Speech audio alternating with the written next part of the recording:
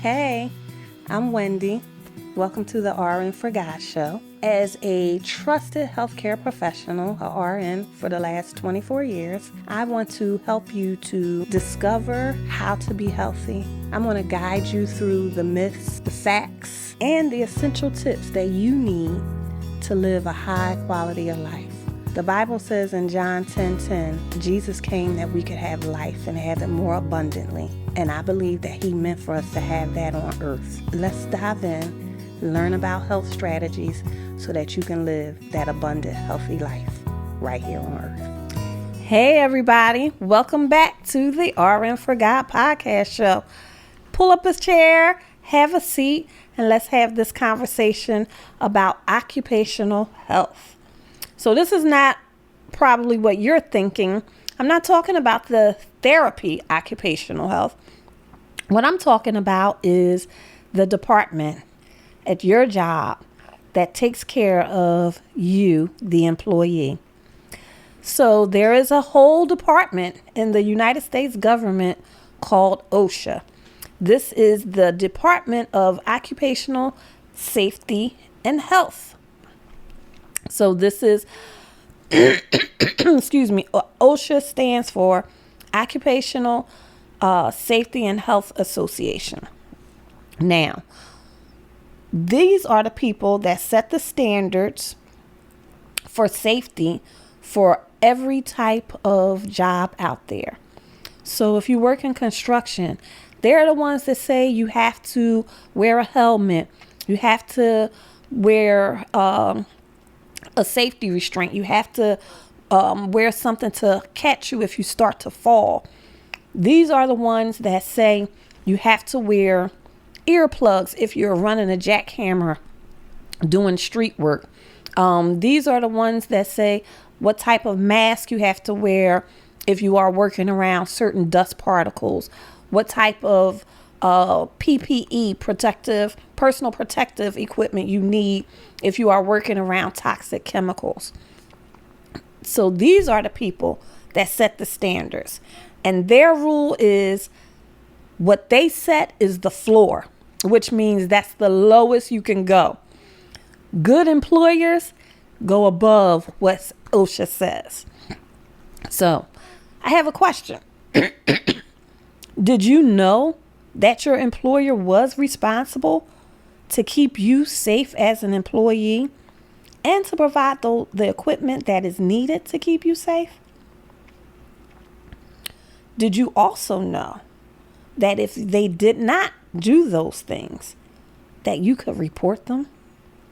Did you know that if you have an injury, no matter how big or small, you need to report that to your occupational health and safety person, whether it be through employee health or through a safety person at your job. But that injury needs to be reported. And it doesn't mean that you're going to get workman's compensation, because everything doesn't require a workman's comp claim. But what it does mean is that that injury was recorded for you at that time, because something can happen a week or so later and they find that they can find multiple things. One thing being, this is something that is consistently happening. So let's look at the process, because maybe we need to revamp that process if not just you, the worker, multiple workers are getting the same type of injury. Or it could be, maybe we need to make adjustments in the protective personal equipment. Or it could also mean that there was something that was a mishap, a fluke. Excuse me. So these injuries need to be reported. So for instance, I'm a nurse and we do a lot of repetitive motion, moving patients. I myself know multiple people who have shoulder injuries. That's one of the highest injuries that nurses get. Shoulder injuries from moving, shifting, pulling patients. Another injury that nurses get is back injuries, because not using proper ergonomics, that's body mechanics and movement, when you are shifting and moving people. So, excuse me, as a person that is on my feet, using my body to help move people, sometimes twice my size. And of course, I don't do it by myself. We have other people to help. But I have to protect my body. So I have to learn and know what those proper body mechanics are so that I don't set myself up to fail, so that I don't set myself up to injure myself. So there's a two-part responsibility there. One for the employer to provide the equipment and the things that you need for your safety. But there's also the employee's responsibility to keep themselves safe as well. How is that? The employer provides the equipment. Sometimes they may require you to have a certain type of shoe, wearing a hat or something like that you purchase. And that's fine.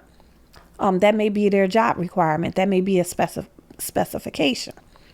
But you as the employee need to know, if I'm lifting something heavy, how do I lift that?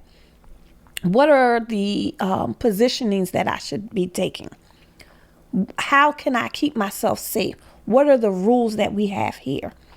So some people are rule breakers. I'm not one of them. Not in that kind of sense. I have broken some rules in my life. But when there are rules in place to keep me safe, I don't break them.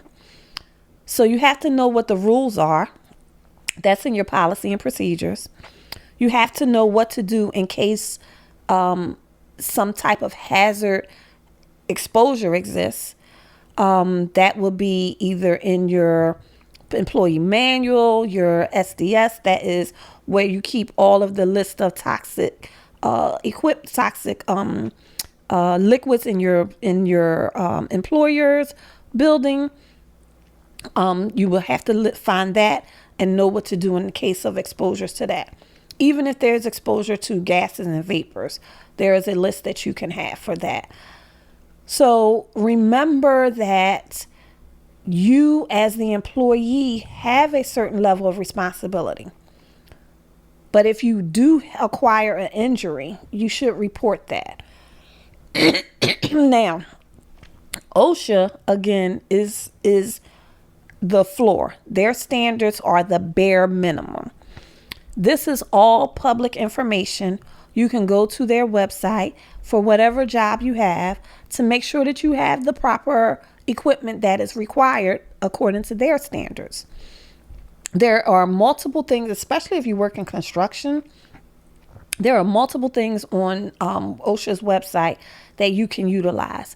If you work in an area where there is loud noise, you should have earplugs. You should have some type of ear protection. If you work around gases, small particles, even large particles, you should have a certain type of mask. So if you work for an employer, know what those policies are, know what your personal protective equipment is and should be, and then make sure that you are utilizing it properly. Because if you're not utilizing it the way that it is supposed to be used and you get exposed, then whose fault is that? Right? It becomes the fault of the employees because you did not use the protective equipment appropriately.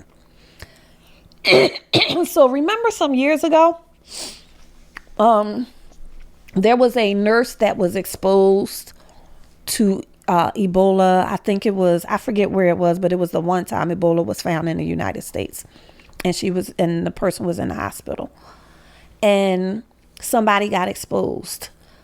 The only way that they could have gotten exposed was there was something not correct in the PPE, the personal protective equipment. I'm not saying it's anybody's fault at all because I don't know, I wasn't there.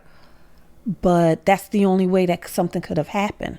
Well, I'm not going to say that's the only way. Again, I wasn't there.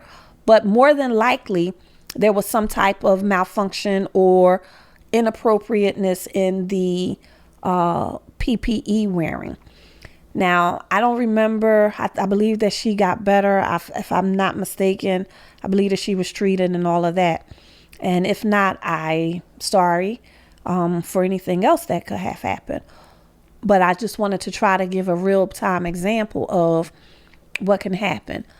There was an incident that was publicized where an employee fell off of a ledge and died, but that wasn't for him. That wasn't his fault. That was the company's fault because they did not put up a barrier.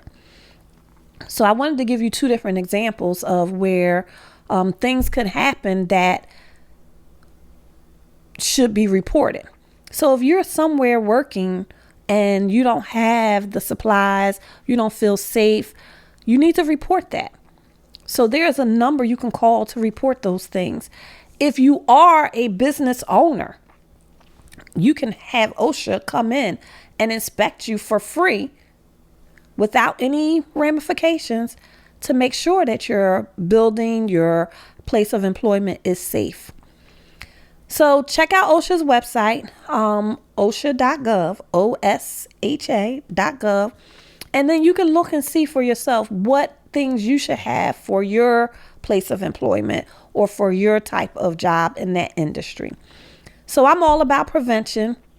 I'm all about protecting people, and Black people, because we have always had to do better. We have always had to go above and beyond. Sometimes we don't want to report things because we'll think we'll lose our job. We'll be put on leave, sick leave, and all of these types of things. But in the long run, if you don't report something, for instance, I'm moving a patient and I hurt my shoulder. Dang, I hurt my shoulder because I moved this person.